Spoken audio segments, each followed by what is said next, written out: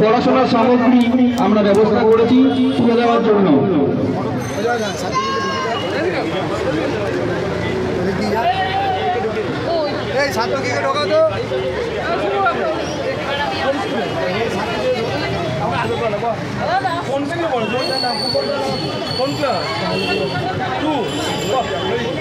ধন্যবাদ জানাই ইয়াংস্টার ক্লাবের প্রত্যেকটি সদস্যকে।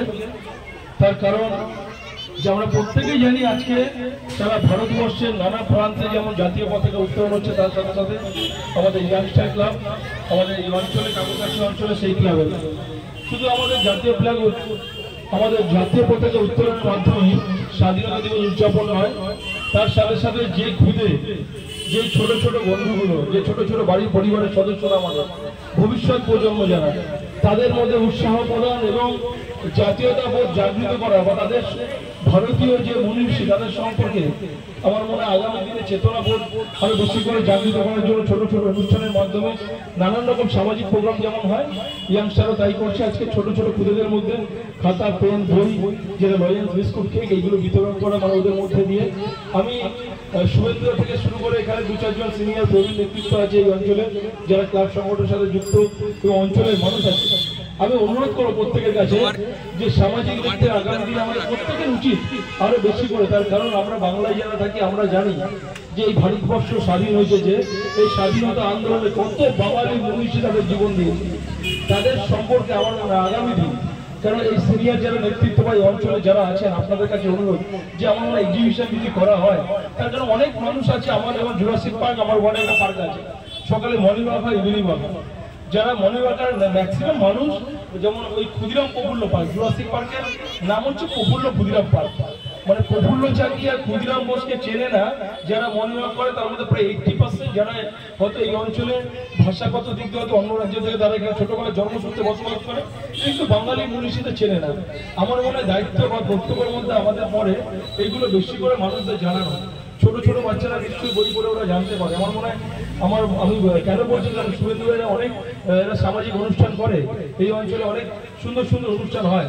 সুতরাং আমার মনে হয় আগামী দিনে আরো বেশি করে জাতীয়তাবোধ এবং এই মানুষগুলো, যে এই মানুষগুলোর সম্পর্কে প্রত্যেকে জানা উচিত, তাদের সম্পর্কে যদি জানানো হয় তাদের জীবনী আরো ভালো হয়।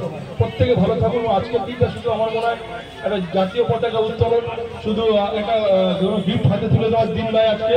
আজকের দিনটা মূল্যবোধ, আজকের দিনটা এমন একটা দিন, এটা হচ্ছে আগামী দিন আমরা আরো কি করে বেশি করে সংঘবদ্ধ থাকতে পারি, আরো ভালো কাজ করতে পারি, অঞ্চলকে ভালো রাখতে পারি, নানান রকম কর্মসূচি নেওয়া এবং সেগুলো আগামী বছর ফুলফিল করা কতটা হয়েছে এবং প্রত্যেকের মধ্যে এই জাতীয়তাবোধ এবং এই যে জাতীয় এই আমরা যে স্বাধীনতা পেয়েছি, অনেক পরিশ্রম, অনেক বলিদানের বিনিময়, এটাকে যেন আরো বেশি করে অটুট থাকতে পারি। ভালো থাকুন, সুস্থ থাকুন, মিলেমিশে থাকুন এবং প্রত্যেকে আমার মনে হয় ইয়াংস্টার ক্লাবের ভালো লাগলো আমার এই অনুষ্ঠানটাকে। এই ধরনের আরো বেশি করে আমি বলবো সামাজিক অনুষ্ঠান করতে এবং শুভেন্দুদা থেকে শুরু করে যারা সিনিয়ররা আছে প্রত্যেকের নাম জানি না, আমি ক্ষমা চেয়ে নিচ্ছি। প্রত্যেককে বলবো একত্রিত থেকে ভালো কাজ করুন। যদি আমার দ্বারা কোনো কিছু সম্ভব হয় নিশ্চয়ই আমি আসবো, তার কারণ আমি মনে হয় আমার ওই একটা রেজিগনেশন পছন্দ না, যে অঞ্চলের কাউন্সিলরকে চেয়ারটা সাময়িক। আমি এই অঞ্চলের একটা ছেলে, ছোট থেকে বড় হয়েছি, ক্লাব সংগঠন করে বড় হয়েছি, হয়তো উল্টোডাঙ্গা স্টেশন চত্বরে আমার বাড়ি আর এই অঞ্চলে আপনারা আছেন, বেশিটা দূরত্ব না, আশেপাশে অঞ্চল। আমার মনে অঞ্চলের বা পাড়ার ছেলে বা আমি এইভাবে নিজেকে পরিচিতি করতে বা পরিচিতি দিতে পছন্দ করি এবং অঞ্চলে একটা কথা বলতে পারি, যে কোনো সমস্যা যদি মনে হয় সেটা আমার দ্বারা সম্ভব এবং আপনাদের লড়াই, সেই লড়াইটা যে কোনো রাজনৈতিক দলের দরকার নেই, আমি সেই লড়াই আপনাদের সাথে আছি। যদি মানুষের ভালো হয়, মানুষের ভালোর জন্য যে কোনো সংগ্রামে আমি ডাকতে রাজি আছি। ভালো থাকুন, নমস্কার, ধন্যবাদ। স্বাধীনতা দিবস এ কথাটার কি অর্থ, এর অন্তর্নিহিত অর্থ, এটা মূল্যায়ন করা সবথেকে বেশি প্রয়োজন। শুধু পতাকা উত্তোলন করলাম, বন্দে মাতরম করে আমরা স্মরণ করলাম বা জাতীয় সঙ্গীত গেয়ে আমরা রবীন্দ্রনাথকে সম্মান জানালাম, এটা নয়।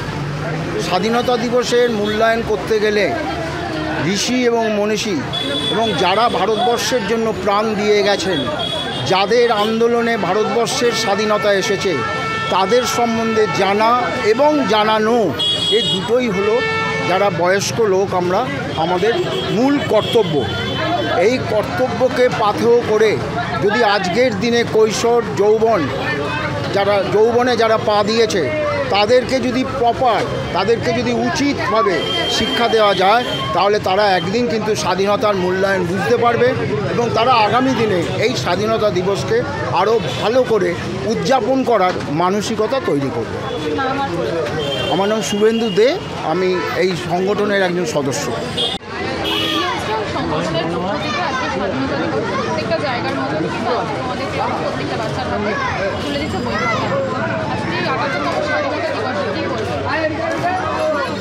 স্বাধীনতা পাওয়ার জন্য আমরা অনেক লড়াই করেছি।